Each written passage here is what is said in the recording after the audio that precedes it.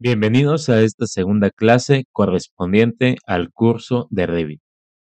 En la clase del día de hoy veremos dos temas, los cuales son configuración de unidades y la herramienta rejillas. Lo primero que tenemos que hacer al momento de abrir una nueva plantilla de trabajo es configurar las unidades. Para hacer estos ajustes, lo que se debe de realizar es ir al menú Gestionar. Una vez que le damos clic en el menú Gestionar, vamos a ir al apartado de Configuración y vamos a buscar el icono correspondiente a Unidades de Proyecto. Si quieren una forma más fácil para abrir este comando, podemos hacer uso del acceso rápido. El acceso rápido para esta herramienta es escribir con nuestro teclado UN.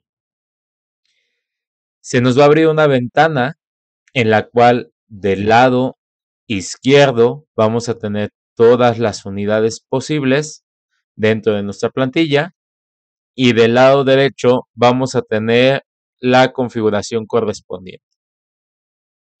En este caso, dependiendo de la plantilla que nosotros estemos trabajando, vamos a encontrar que tenemos disciplinas.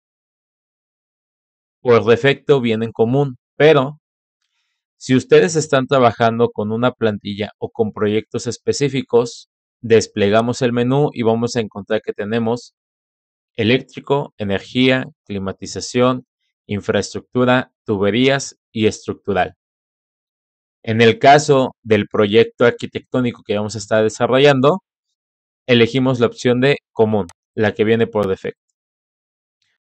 Posteriormente, la medida que vamos a configurar es la longitud. Si nosotros podemos observar, la medida configurada está en milímetros, lo cual quiere decir que si nosotros colocamos cualquier número dentro de nuestro proyecto, la medida va a ser correspondiente a milímetros. Vamos a hacer este cambio en el cual vamos a dar un clic sobre el número, sobre el recuadro marcado en la longitud, y cuando nosotros damos este clic, va a desplegar una ventana en la cual la primera opción es unidades. Dentro de este apartado nosotros vamos a elegir la opción de metros, que es la usada aquí en México. Y en la opción de redondeo vamos a elegir a dos posiciones decimales. O sea, dos números o dos dígitos después del punto. Posteriormente tenemos el símbolo de unidad, que nosotros lo podemos elegir en base a la unidad configurada. Pero como recomendación, como este es una especificación general, no es necesario que le coloquen una simbología. Una vez teniendo esta configuración, siempre le vamos a dar en el botón de aceptar y listo. De esta forma ya quedan configuradas nuestras unidades. Damos en el botón de aceptar y ahora nuestra plantilla de trabajo ya va a estar configurada en metros. La herramienta que vamos a ver a continuación es la herramienta de rejilla. Lo primero que tenemos que conocer es que este es un elemento de anotación. ¿Dónde encontramos esta herramienta? En el menú Arquitectura, en el apartado Referencia, y la vamos a encontrar con el nombre de rejilla. Damos un clic y se activa. ¿Cómo sé que esta herramienta ya está activada? En la mayoría de los casos, cuando nosotros activamos una herramienta en el programa de Revit, vamos a encontrar que se va a desplegar esta pestaña verde. Esa pestaña nos está indicando esta herramienta ya está activa. Para salirnos de cualquier herramienta, oprimimos la tecla Escape una o dos veces de ser necesario. Para abrir esta herramienta de forma más rápida, podemos ocupar el acceso rápido correspondiente a GR. De esta forma, ya vamos a estar dentro para empezar a trabajar. La herramienta viene configurada para ocupar la sección de líneas. En la parte superior del lado derecho vamos a encontrar las herramientas de dibujar, los cuales básicamente son los modos de edición o los modos de trabajo con los cuales vamos a estar nosotros apoyándonos. Además de estas herramientas de edición, también tenemos las herramientas de modificación, que nos va a permitir copiar, rotar o alinear ciertos elementos. Para efectos de la clase del día de hoy, vamos a apoyarnos de la función línea y vamos a apoyarnos también de la herramienta copia. ¿Cómo funcionan las grillas o cómo podemos empezar a crearlas? Dentro de nuestra zona de trabajo, vamos a poder nosotros empezar a crear nuestros elementos. Sin embargo, quiero mencionar que dentro de nuestra área de trabajo vamos a tener 4 círculos en la parte superior, inferior, en la parte derecha y en la parte izquierda. Estos son denominados elevaciones o vistas. ¿Qué quiere decir? Son los elementos que sirven de apoyo para la sección de alzados. Por ello es importante que todo lo que nosotros dibujemos esté contenido en estos 4 elementos, en el área invisible. Posteriormente nosotros vamos a poder modificarlos para hacerlos más amplios. Bien, vamos a empezar a realizar el primer eje, grilla o rejilla. Para realizarlo, damos un primer clic en nuestra área de trabajo y vamos a observar que nos sale esta línea negra. Si se dan cuenta, aparte de la cota de ángulo, cuando nosotros llegamos a ese ángulo de 90 grados, o sea que esté totalmente vertical la línea, vamos a poder notar que aparece una línea punteada en azul. De esta forma, el programa nos está indicando que esta línea está totalmente recta. Si para ustedes es complicado encontrar la verticalidad o la horizontal, van a apoyarse de oprimir y dejar sostenida la tecla Shift para que de esta forma se restrinja el movimiento totalmente vertical o totalmente horizontal. Damos un segundo clic para finalizar mi primer línea y de esta forma ya creamos nuestro eje. Ahora, para crear un segundo eje, podemos dar un clic en cualquier sitio de nuestra área de trabajo, pero si ustedes se acercan al punto original del primer eje, van a encontrar que sale una cota y sale una línea punteada en color azul. ¿Qué quiere decir esto? Estos dos elementos nos están indicando estás en el mismo punto que tu primer eje. Vamos a dar un clic atinándole a una medida de 6, por ejemplo. Se establece mi punto, bajo y de la misma manera se va a establecer la línea punteada en azul. Establezco el segundo clic de cierre y se genera mi segundo eje. A lo mejor ustedes me dicen ahora, quiero colocarle yo la medida existente sin estar calculando o sin estar tanteando. Bien, vamos a repetir el mismo proceso como la creación del eje 2, pero ahora cuando yo me acerque y encuentre la línea punteada, voy a escribir con mi teclado numérico de mi dispositivo de cómputo la medida deseada. En este caso vamos a asignarle una medida de 5 y oprimimos Enter. Aquí ya se está creando mi tercer eje con una medida específica y la alineo con el apartado de abajo. Al principio les mencioné que nos íbamos a apoyar de la herramienta copia. Nos vamos a ir a las herramientas modificar y tenemos el icono de copiar. El acceso rápido es CO. Activamos la función de copiar y me va a pedir como instrucción seleccionar el elemento que voy a copiar y una vez seleccionado doy Enter para finalizar la selección. Ahora lo que me está pidiendo es establecer el punto a partir del cual se va a generar la copia de este elemento. Puedo decir, quiero que uses el inicio del eje 2 para mantener la distancia existente de la misma forma con el eje 3. Doy un segundo clic y ya se generó mi copia. Como mencioné, en este caso tenemos una herramienta de modificación activada y si me quiero salir de ella, oprimo la tecla Escape una vez y si quisiera salirme de la herramienta rejillas, oprimo la tecla Escape una segunda vez. Ya tengo este apartado de acá generado con mis ejes del 1 al 4.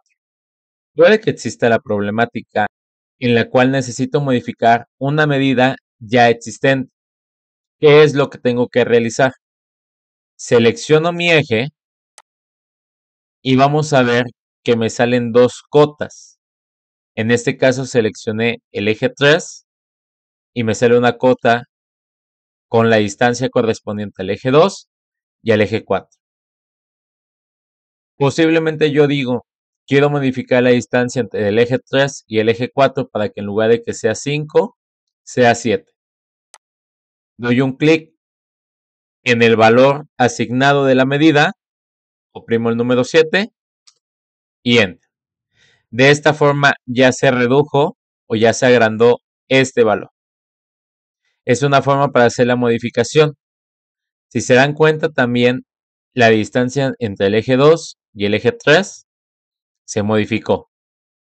Tal vez yo no necesito eso, entonces voy a eliminar el eje 4 y esto me va a servir para que ustedes vean una problemática que puede llegar a presentarse.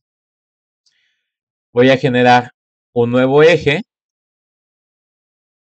que tenga una distancia de 7 unidades, 7 metros. Coloco y lo alineo con el punto inferior, pero vamos a ver que este aparece con la secuencia de 5. Esto se debe a que Revit toma en consideración que el eje 4 ya existió y por eso continúa con la sucesión. ¿Qué es lo que tengo que hacer? Doy un clic en el valor asignado a este eje y lo cambio. De esta forma, el nuevo eje que yo creé va a salir con la secuencia numérica. Ahora vamos a colocar los ejes horizontales. Me voy a cualquier parte de mi área de trabajo, doy un primer clic, asigno el segundo clic y se genera mi eje. En este caso, antes de continuar la sucesión, voy a cambiar el valor para que en lugar de números, ahora sean letras. Voy a alinear otra vez el eje para que empiece en el mismo punto del eje A y termine en el eje B. Pero ahora voy a hacer una variante. Puede existir que la medida quede totalmente chica y me enfrente con el problema de que las boyas o la simbología quede totalmente empalmada. ¿Cómo puedo hacer yo para modificar y que se vea más ordenado todos mis elementos creados? Para esto voy a dar un clic aquí en este pequeño nodo y cuando yo lo haga me va a agregar una subdivisión o me va a agregar un codo. ¿Qué quiere decir esto? El eje se va a partir. Yo puedo seleccionar este círculo, este icono, doy un clic sostenido y puedo arrastrar para alinearla a lo que yo necesite. De esta forma puedo ir separando todos mis elementos y generar una estética más uniforme. En todo este proceso de las cotas he estado alineando el inicio y el punto final. Y ustedes se preguntarán, ¿cuál es el motivo de esto? Si ustedes observan, cuando yo coloco un nuevo eje, aparece un candado. ¿Qué es lo que me está indicando este candado? Que todos están condicionados a moverse de forma igualitaria si un eje se modifica. ¿Qué quiero decir con esto? Si el eje D yo lo crezco para alargarlo, vamos a ver que el eje C, B y A también crecen. En el otro lado igual lo vamos a ampliar y van a crecer de forma unificada. Bien, si ustedes quisieran tener un eje con una distancia diferente o que no esté totalmente alineado, damos un clic en los candados y lo movemos. De esta forma, este eje ya va a ser independiente a todos los demás.